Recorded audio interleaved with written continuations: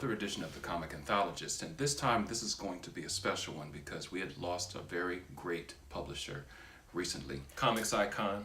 And all around good guy, all know and love in all the Marvel movies that you've seen as of late.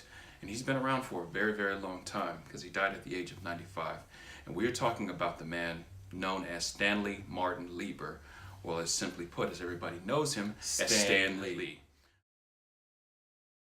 Now, Stan Lee was born in 1922, December 28th, in Manhattan, New York City. And basically, he was one of those kids that lived in New York at the time or whatnot and got his break in comics in 1939 when he was 16 and a half years old. Right. He and his younger brother, Larry Lieber, basically lived with their parents in New York City. But let's get back to Timely Comics. Now, Timely Comics was basically the book company which is, how shall I say, several decades removed before evolving into Marvel Comics. Martin Goodman was the publisher at the time, and I'll just leave a little note about this. Okay. And it's one of those things that when Martin Goodman was coming back home from his honeymoon, him and his wife had bought tickets to get on the Hindenburg blimp at the time. Right. But they couldn't sit with each other during the flight, so they decided to go ahead and take a plane flight coming back home. And so for anyone that's like a history buff, you know what happened to the Hindenburg back in the day. Yes. It crashed, it burned, and a lot of people lost their lives back in the day. And had Martin and his wife been on the Hindenburg at that time, There would be instead of being on that flight, there would be no Marvel Comics. right, exactly. So it's one of those comic time things that we wanted to throw in there. But he was the one that gave Stan Lee his break at the time. Right. Now, Robbie Solomon was one of his co-workers that basically brought in Stan Lee to Timely Comics in 1939 at the age of 16 and a half. Mm-hmm. And he was the main one that basically showed him the ropes. And Joe Simon, who was actually the creator of Captain America, right. took Stan Lee under his wing.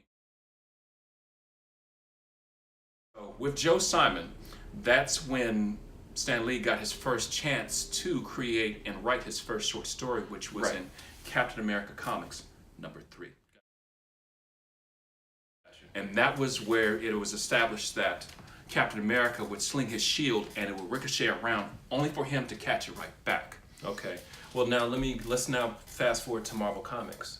Now we know that Stan Lee has co-created a lot of the major characters. He's co-created Thor, Hulk, Iron Man, Fantastic Four, Spider-Man, and To list a few. To list a few of the characters, and with the creators that he created, like with Steve Ditko, Jack Kirby, who else? It was just Joe Simon. Joe Simon. You got Larry Lieber And Don Don Heck. Heck. Yes, Don Heck. So just to name a few of the creators that he collaborated with, he's contributed so much to the comics industry with just the co-creations alone. And for that, I think a lot of kids and a lot of people in our generation and a little bit older, And generations before. and the generations to come as well. Because I'll say this, if it hadn't been for his wife at the time, because during World War II, Stan Lee did have to serve, but he was serving as a writer, and he did take care of a lot of the writing duties during the war for the war effort. Right. But when he came back, he ended up having to do a lot of Western romance and those kind of pulpy type comic novels or whatnot. And he was becoming dissatisfied being a writer and writing for comics. He almost thought it was embarrassing because he basically thought to himself, I need to create a pseudonym just in case I want to create that big American novel. That was his biggest goal, was to create the great American novel. And he basically had the pen name Stan Lee. So at the time, he was still going under Stanley Lieber, but Stan Lee was the name he had chosen to write the stuff that he wanted to write. But he wanted to make sure he could distance himself from comics because he felt embarrassed and he was disillusioned because it wasn't satisfying. Right. Well, this is what happened. Martin Goodman had charged him and asked him, he says, listen, he had gotten rid of most of the other staff members at Atlas Comics, is which it was called in the 50s to the late 50s, and told him, like, listen, create comics that will compete and also have some kind of relevance With DC Comics. Exactly. Yeah, exactly, yeah. And at the time, his wife had told him, says, please don't quit. You've got enough stuff that's going on inside of you creatively. Yeah. Don't quit. Don't stop. And since he was dissatisfied and so disillusioned with the industry, he decided to go ahead and take his wife's advice, which I'm so glad he did. Yeah, Because and if he millions hadn't- and millions of other people as well. So and then countless generations that's come before us and the ones that's going to come after us. He was the one that listened to his wife and decided to go ahead and create the first family. Now, Jack Kirby was the one that created, for DC, Challengers of the Unknown. But with Stan Lee, Jack Kirby created the first family for Marvel, which was in 1961, which was the Fantastic Four. right. Yes. And then in 1963, he created the one that's the character that's basically the greatest part of Marvel, and it's all about, how shall I say best? It is their flagship character. Yeah, humanizing the characters, and with the man known as Spider-Man.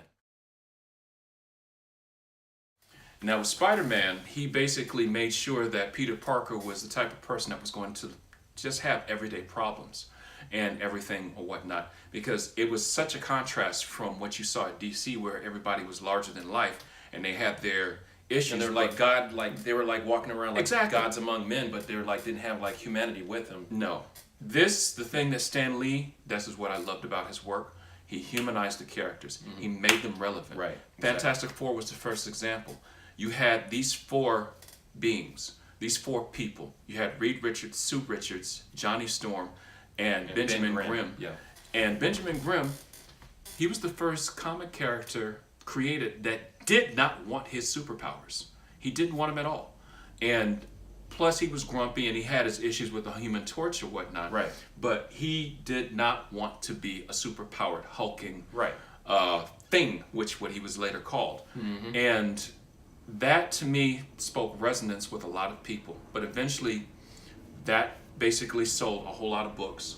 Then when he created Spider-Man, because Spider-Man made his first appearance. Amazing Fantasy number 15. Exactly. Yeah. And once he did that, that's when Spider-Man took off, because of learning about with great power comes with great responsibility. Especially when he let that Robert slide to get away, because Peter Parker was full of himself. Yes. And then that Robert turned around and killed his uncle. And I know everyone knows that story, but the whole thing is, what I liked about Stan Lee co-creating these characters, he gave these characters heart. He gave them humanity. He gave them real world problems that a lot of people like deal with on a regular basis, but they still have their superhuman powers. But they're like, okay, how do I balance the superhuman powers of being a human? Exactly. And it was one of those things that with having that humanity, it grounded them in reality to a degree. I know there was fantastical stories that came about with it, but that's what the entertainment value was. But bottom line is, that's why there were so many great stories, and his blueprint set the standard for whatever came decades later. Now I want to interject with that. Speaking on entertainment value, what was Stan Lee's contribution like in your interest in this kind of medium and whatnot and everything? So, and I know both of our mediums, because it's tied in, we're both tied in together. We could both say that when we learned how to, like when we were growing up, the fastest way our dad got us to read, to learn to teach us how to read, Was with besides the stack of watching comic books. Sesame Street and Electric Company. And Viva Allegra. Yeah, Let's not exactly. forget He brought home a big stack of comic books, and he sat with us and said, follow the pictures and follow the words with those pictures. Exactly. And a lot of these books that he wrote, my dad brought home, Stan Lee wrote. Right, because that was what, 1974? Yeah, And he was- 1973, 74. Because he was still writing up until 1978, because at that time he had crafted so many stories and crafted so many characters, and he was now editor-in-chief. He became editor-in-chief of Marvel in 1978, after Martin Goodman had decided to go ahead and just retire from the medium. Right. And Marvel was sold in 1968 as well, to another company. Right. But getting back to the main point is that he humanized these characters, made them so beloved, created the Hulk and dealing with rage, and later it was found out that it was dealing with multiple personality disorder, all because he was abused. Those characters were not created like that anywhere else. Right. So in terms of my thinking in terms of Stan Lee and his contribution, yeah, he taught me how to think and see things a little bit differently. Yeah, it was just the stories alone, and I would have to say the same thing, because it taught me, well, his books, just reading the stories that they were putting out, especially the ones we read as kids, and then going back and reading them as an adults later, like one of my favorite Fantastic Four stories was This Man, This Monster. And that one struck chords with me because of this imposter that was jealous of Reed Richards' accomplishments and his science and his scientific brain and everything that he is about being Mr. Fantastic. And he disguised himself, or he took the Thing's powers temporarily, and that set up a chain of events where Reed needed help, and this guy that's coming here looking like the Thing came over to try to kill Reed, and he began to get some kind of humanity for himself to save Reed instead. And at the end of the story, he sacrificed himself so that Reed would live. And Reed was like mourning the Thing, thinking the Thing had perished, saving him. And here comes the Thing, like walking, like, "Hey, what's happening?" And did not know that there was a man that was jealous of him, ready to kill him, but decided to change his mind at the last minute. He felt sorry that he even thought about doing, because Reed Richards was so compassionate about just helping others and being scientific about it. Connected with his humanity. Yeah. And that's what you didn't see in comics too much or whatnot. And that's another thing in terms of when Gwen Stacy died. Oh, the original man, Gwen Stacy.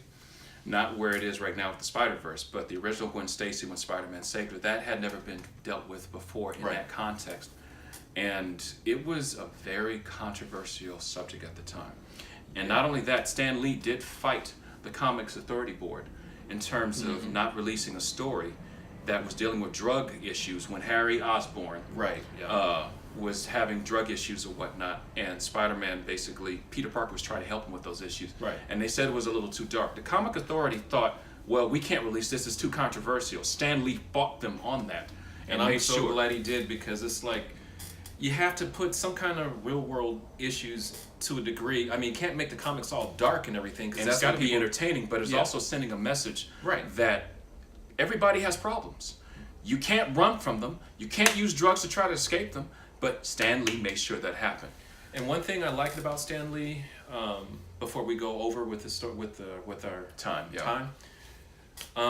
the few times that you and I have run into him, he was always very pleasant, very personable.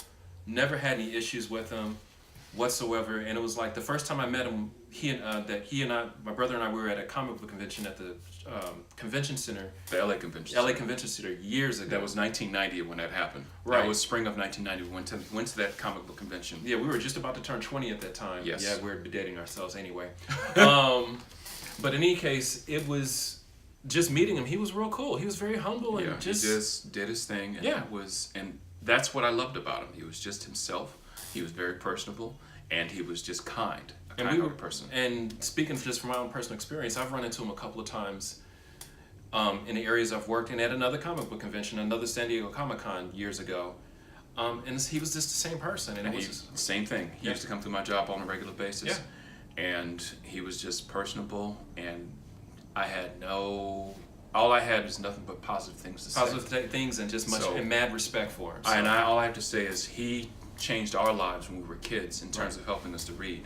But also at the same time, it's one of those things that not only helped us to read, but also see the world a little bit differently from the way it is. And that's exactly how to see it with real eyes, but also to make sure that you don't lose your humanity in the process. Right, because also too, I would have to say, not only it taught us the lessons that they were teaching in the books at the time, some of those lessons still stick to this very day, especially with that Fantastic Four, This Man, This Monster issue. Right.